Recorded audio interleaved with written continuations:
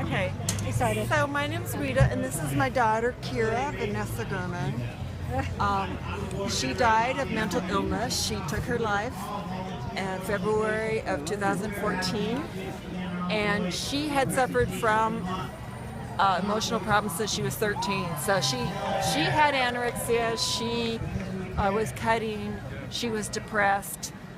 She was in and out of facilities. It was really tough. It was tough on her. Obviously, she was miserable, and it was tough on us as a family because we didn't know how to help her because there's not a lot of information and help out there, especially when our kids are really seriously ill.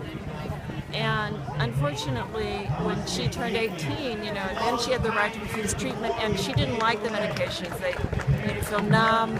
She was worried about gaining weight, and she actually became schizophrenic in her last couple of years. And she was so smart; she knew what was happening to her, and she couldn't live with the idea, and she didn't believe that the treatment helped her, and it was part of her delusion. But I do believe that our society does not do enough, far from enough, to help people, and we don't want to see the people that are ill, and it's a brain illness. Mental illness is a brain illness. There's no shame in it, but as a society, we don't want to talk about it, so she didn't feel good about herself, and she lost hope. But what she did say is that even though she, didn't want to go on, she didn't want other people like her to lose hope.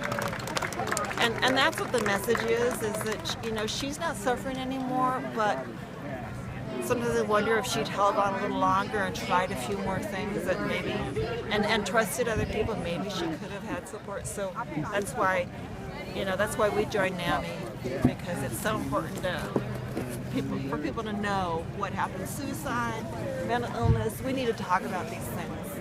And the more we talk about it, the more we connect with other people who are suffering silently. So that's the